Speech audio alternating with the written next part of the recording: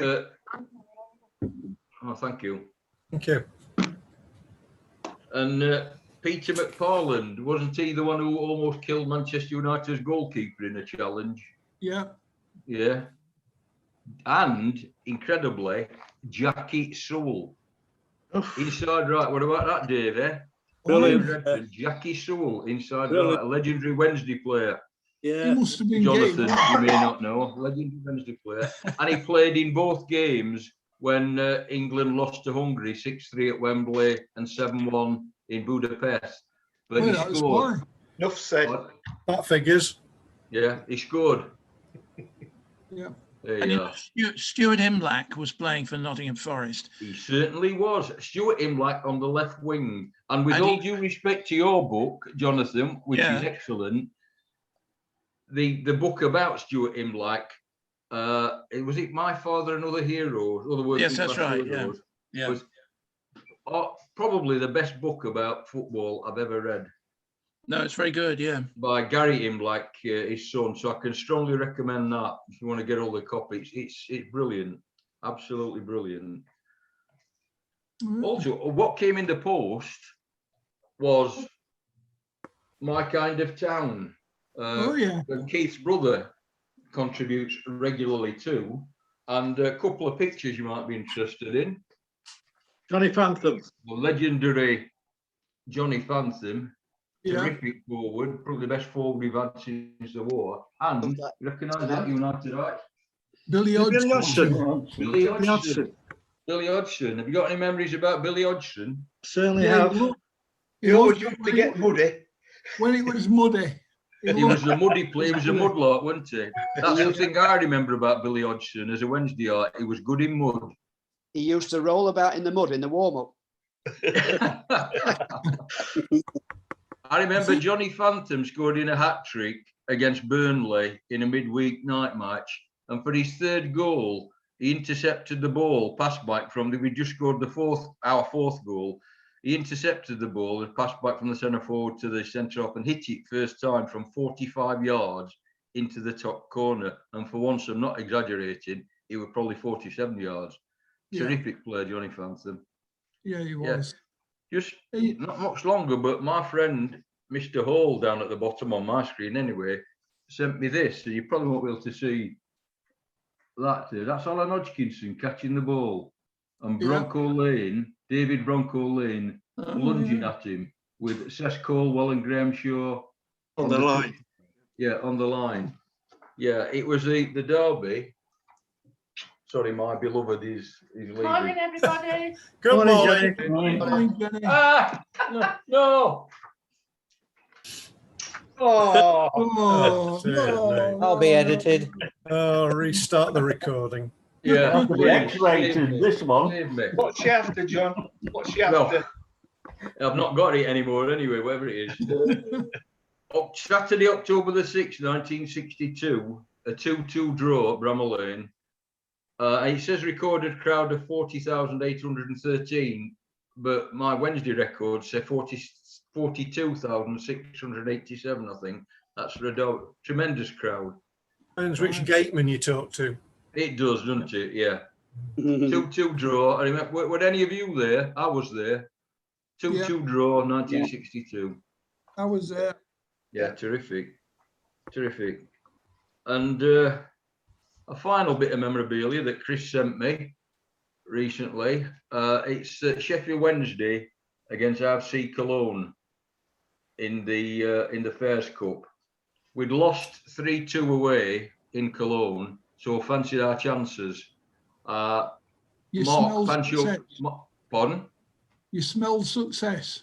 Smelled success. No, you smelled success. Cologne, like. Cologne, very good. Very good. You're too subtle for me, Keith. Too subtle. Yeah. Subtle. That's never been said about Keith. Mark Pancho Pearson, when we were losing 3-0, he scored 2 goals direct from corners to make it 3-2. And so obviously we fancied our chances in the home game. But we lost. Yeah. It was 2-1, weren't it, Dave? Were you there? No. Yeah, I was there. I think it was 2-1. Just very quickly. the German players, you might remember Christian Müller, Hans Sturm, and where's he gone? Don't know him. Here's the Never heard of one, him. Wolfgang Never heard of Never heard Overath. of him. Oh, yeah. Wolfgang Overath. Oh, Yeah. yeah. I must Overath, remember Wolfgang Overath. yeah. Who's Yeah. this? Where's he gone? Pardon? Where's he gone? What were Where's his he first gone? He name? plays for Leipzig. All right, okay. Yeah, and we'd got a tremendous team out, including David Lane at centre forward, Alan Finney right wing, and Eddie Holiday, Hiram Holiday Yeah. on the left wing. Yeah. Anyway, there's the German Just team. going back to John Fantham, Yeah. he once played in a match where England scored 10, I think, Yeah. against Luxembourg. No, they only scored 4, unfortunately. He played in that was his only cap. They played Luxembourg at home. They only Oh. scored 4 and he never played again. We've got a lot of players like that. But Yeah. Jerry Young was another one, played 1, and that was it. But then he got injured the next time and his place was taken by somebody you've never Bobby heard Moore. of, Bobby Moore. Oh. Yeah, Yeah. yeah. The rest is history. Right, that's the group news from me, Keith. My John, lot. before you go, John, Yeah. what book was it that you said about Gary Imlach? Right, wrote? I think my not that one, is it? father, is that the one? Working Class Football Hero. That's the Gary Imlach. That's the one. Brilliant brilliant book. book. Yeah. Brilliant I book. just read that a couple of weeks ago. Yeah. What, is it pop up and has he got big letters and is it written Oh, crayon? yeah, yeah. Yeah. Made of card. Found it in Keith's loft. Right, over to you, Keith. That's a very good book, that. It is. Right. Okay, we will move swiftly on to Lowell's News of the Week. News of the week. Lol's news of the week. Well, I haven't got a deal this week, so you'll be pleased about that. I don't Not gonna believe what? that. I But I've don't managed believe to scramble a bit together. that. I don't believe that. I bet. I don't believe that. Well, we'll start off about the crowds at sports events.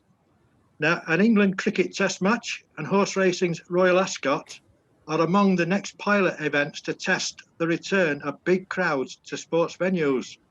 The second test of the men's series versus New Zealand, beginning next week on the 10th of June at Edgbaston, will be allowed to have more than 18,000 fans each day. Royal Ascot, which runs from the 15th to the 19th of June, will be permitted to have 12,000 race fans each day. That is more than double what the race meeting has been expecting.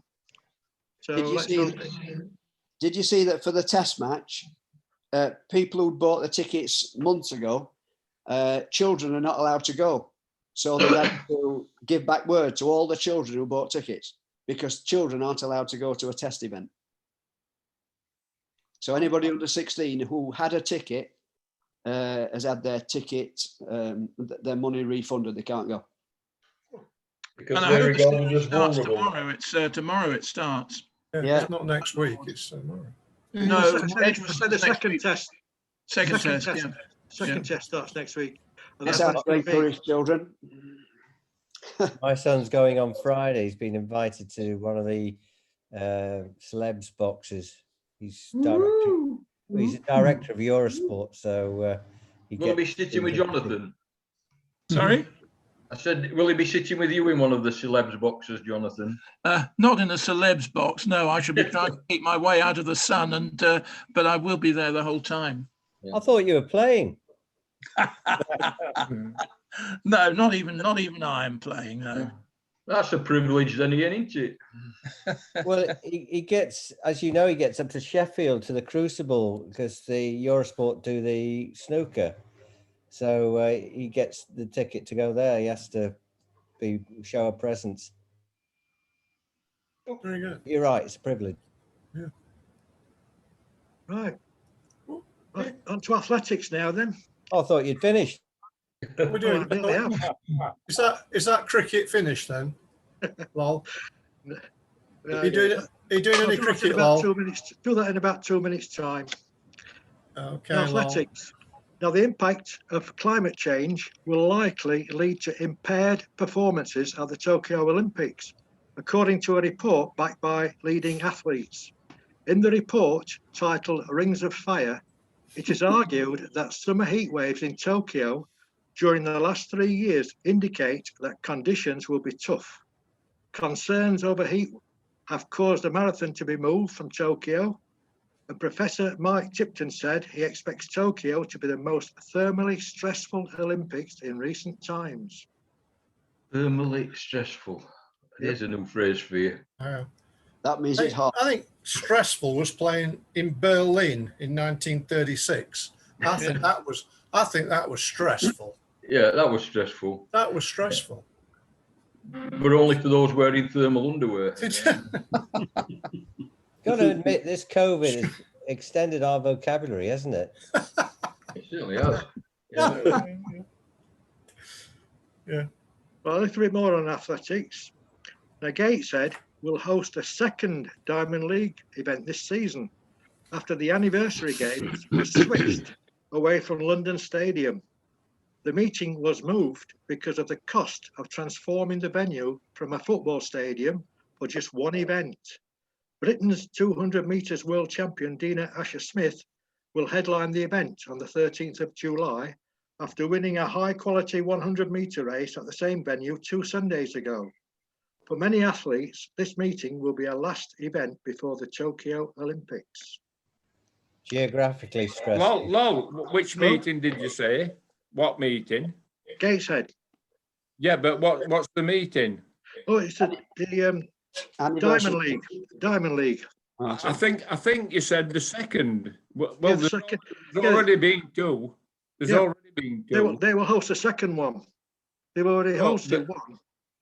No, they haven't. There's been one in this country, and there's been another one in Doha. Yeah. Yeah, he's saying it's the second one at Gateshead. Oh, I beg your pardon. I apologise. Yeah. That one Asher was Smith ran there 2 weeks ago. It's getting mentally stressful.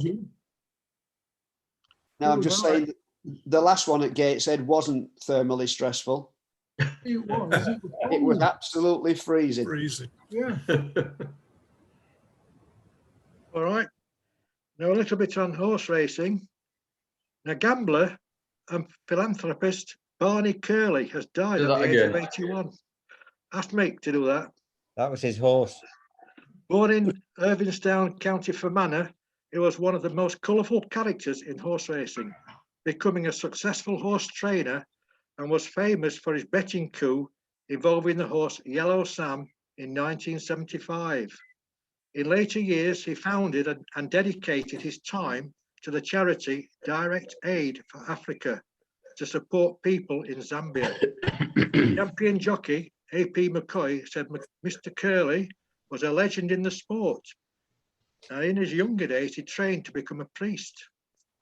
Does anybody remember that gambling coup that he did? No. Well, tell us. Well, basically, he chose an out-of-the-way race course with only 2 telephones, where you link your telephone to your betting shops all around the country. And he tied up those 2 phones so they couldn't connect to the betting shops. His horse was like a good bet, and he got all his friends to put about £100 on them, on the horse, at various points around the country. And it won him about £1.5 million in today's money. That's what you call financially stressful. Yep. See where you're going with this, Lol. Well, what was the aim of tying the phone? Telephone line, so that the bookmakers wouldn't have any idea what the betting was like. Yeah. Because the more bets, I assume that's what it's for. Yeah. But the rules were changed after this coup that he made. They've changed all the rules as regards to betting. A bit like Paul Newman in The Sting. Yeah. It was clever. Yeah. Well, right. on to the next, a little bit on cycling. Now, next month's European Track Championships have been cancelled as a result of the ongoing political situation in Belarus. The 5-day championships were scheduled to start on the 23rd of June in Minsk. The president of the European Cycling Union said that the organisation was now looking for another venue. Germany had already withdrawn from these championships after they called for the event to be moved, after Belarus scrambled a warplane to force a passenger plane to land in Minsk in order to arrest a journalist. But on darts, Sport. you don't say anything, Chris. Is that a sport? Now, Johnny Clayton, he claimed the Premier League darts title at his first attempt by beating Jose de Sousa 11-5 in last Friday's final in Middleton Keynes. The ferry had earlier ended Michael van Gerwen's perfect Premier League semi-final record, edging the favourite for the tournament 10-8 at the Marshall Arena. Grand Slam of Darts champion de Sousa had won through the other semi-final 10-9 against last year's runner-up Nathan Aspinall. Welshman Clayton took home the first prize of £250,000. Now we come to cricket. Now the remainder of the 2021 Indian Premier League season will take place in the United Arab Emirates in September and October. The 2020 tournament was suspended on the 4th of May after several positive corona tests among players. It has been moved away from India because it is now the monsoon season in the country at that time. The Board of Control for Cricket in India said it had been a unanimous decision to resume the IPL. Now, a little bit about the county championship.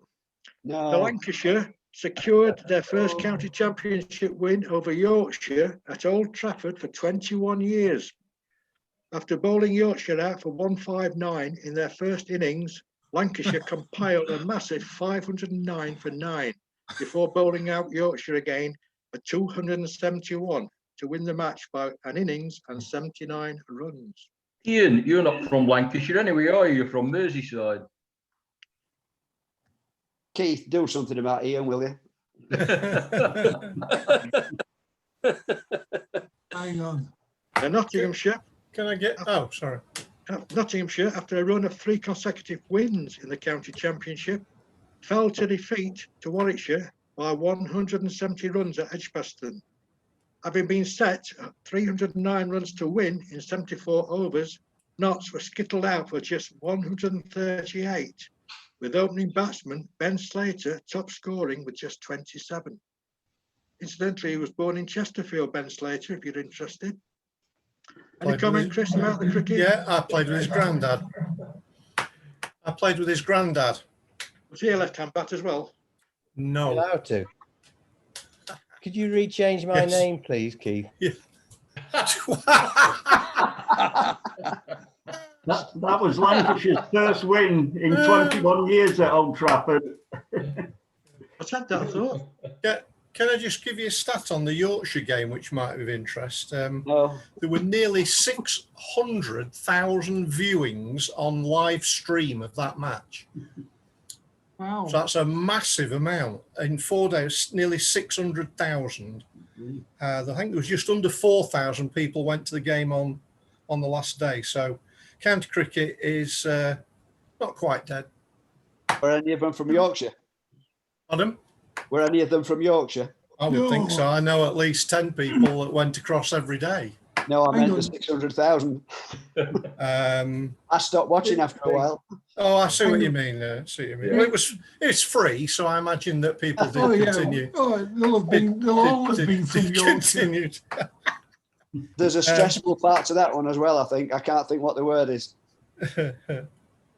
If it was, nearly batted the day out, Yorkshire, anyway. They nearly batted the day out, but last half hour. Yeah, if it was free, though, they'll all have been from Yorkshire. Or Scotland. Yeah. Well, I've just booked a break, subject to, of course, in Scarborough for the return game, and they are predicting probably the biggest crowd for many years in county cricket over those in that match. It will be a hugely attended game if everything's okay. Well, they get bigger crowds at Scarborough than Headingley these days, don't they? Oh yeah. When is it, Chris? And you can ask me that. It's in July. July. Right. Yeah, you're going up there, Dave. Don't you? And it'll be live streamed, I would think, again. So We've got a dog this year. Have you? John. Yeah.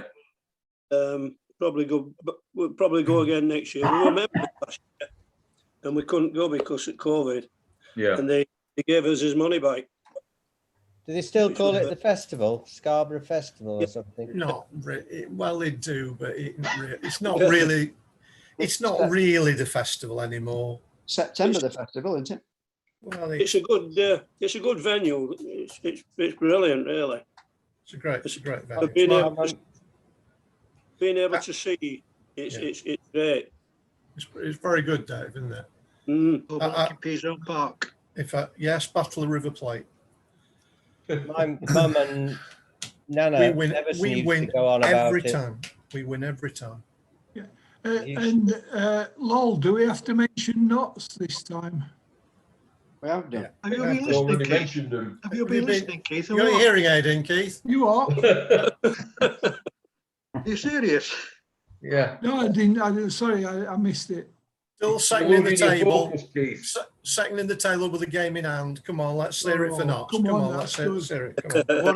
Lancashire, What is your 2 points behind you now? Lancashire, la la la la. Not in the same league, literally. Not in the same league. Absolutely. You see, when my daughter's boyfriend some years ago, who was a Scouser like yourself, when I said to him, like, you're from Lancashire, he said, no, I'm not. I'm from Merseyside. He didn't recognise that Liverpool was in Lancashire. Not only that, Lancashire play some of their games at one of the nicest grounds I know, which is at Egworth in Liverpool, looking right across the waterfront to the Wirral. Yeah. Didn't Lancashire play a game in the early days of lockdown? Didn't they play a game in Yorkshire?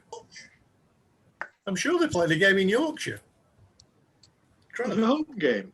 They played a home game in Yorkshire. Oswald Crystal.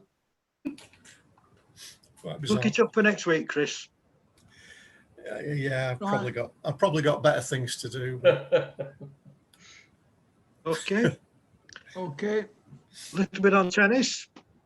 Now, world number one Novak Djokovic, he completed his French Open preparation on a winning note with victory at his own tennis centre in the Belgrade Open, in beating Slovakian Alex Molcan 6-4, 6-3 in the final. Djokovic secured his 83rd career title. Does he count? Does he count when he plays in his own house? Obviously does. Now, world number two. Come on. I'm just wondering what officials he got round to do it. whether he gave a free ticket to that woman that he smacked the ball to. Just an idle thought. Such a good sportsman. Now, world number two, Naomi Osaka. She faced expulsion from the French Open and future Grand Slams if she continued to refuse to speak to the media, organisers said. Japan's Osaka said last week she will not give any news conferences during Roland Garros because she wants to protect her mental health. She was fined just over £10,500 for not doing her media obligations after Sunday's first round win over Romania's Patricia Miriatic. As a result, she withdrew herself from the tournament yesterday over the controversy with the media interviews. So Certainly had the finger on the pulse there, didn't they? I mean, it must be really stressful. Yeah. All that money and having to talk to people about your tennis match.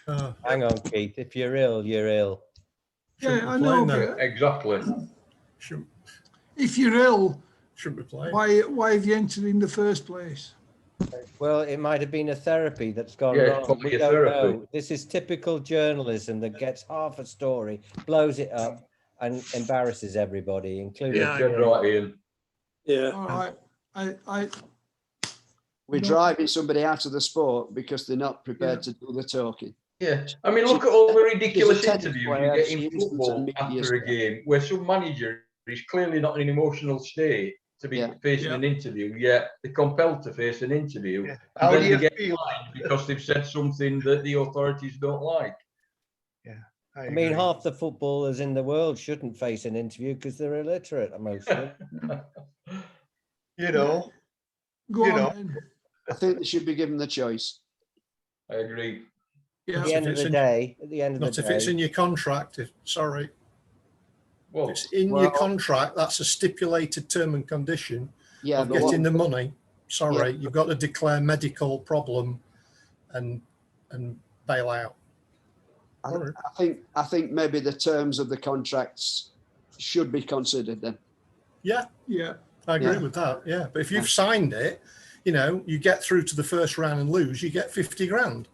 Well, I think you deserve a few comments, win, lose, or But I agree with you, Paul. The contracts they're asked to sign may be something that should be revisited. Yeah, I think so. But you're dragging other players out who don't want to speak, and this lady, very good player, elects not to bother, for whatever reason. It's an unfair advantage. Yeah. Some sort of protest, I think she's probably making to make a point. I think you could well be right. Yeah. Yeah. And Wimbledon just about to threaten her with expulsion if this continues. Yeah. She had a track record, excuse the pun, racket record, of being outspoken on certain issues, which are already brewing up, I think, in the federation's mind. And that's where I think they took a stiff line with her. But the fact is, it's a lose-lose situation. Nobody wins here except the journalists, in my view. Yeah. And the tournament is robbed of one of the best players. Yeah. Agreed. Yeah, but it's not. It's not late all on the journalists because it's the TV companies want the interviews as well. I was meaning them as well, Keith. You're quite right. Yeah. Anybody who can make money. the media in general. The media. I mean, to be honest, who was interested in the interview other than the journalist who asked the question? Probably not too many people. No, just to fill in a slot on the TV companies. Yeah. Yeah, Not you many don't get people many come riveting interviews, do you? No, I'm going to say you won't come away from many matches and say, "Hey, that was a fantastic question that interviewer asked, wasn't it?" Right. On to motorsport. A little bit on motorsport. The Swiss Moto 3 rider, Jason Dupasquier, has died in hospital from injuries he sustained in a 3-bike crash during Saturday's qualifying session in Italy. The 19-year-old was struck by another bike after falling, and he slid along the track at the Mugello circuit. He was flown to hospital in Florence, but despite the best efforts of medical staff, he sadly succumbed to his injuries. Now, just out of interest, I looked it up about the bikes. A Moto 3 bike has an engine size of 250cc and is capable of reaching 100 kilometers per hour in less than 3 seconds, with a top speed of 235 kilometers per hour. And a cost of a bike is about £350,000. Wow. Won't be getting one of those then, will I? No. So you must have got one here. I can't remember the guy's name, but one of the MotoGP riders is the world champion. He's British. And I heard him interviewed the other day on the radio. And apparently he doesn't have a license to drive on the road. He's having riding lessons to pass his driving test. He's not allowed to drive on the road, but he is world champion. But he is learning though, Paul. Have you seen him on the circuit? He puts his hand out when he's turning. Slowing down, he sort of does that, you know.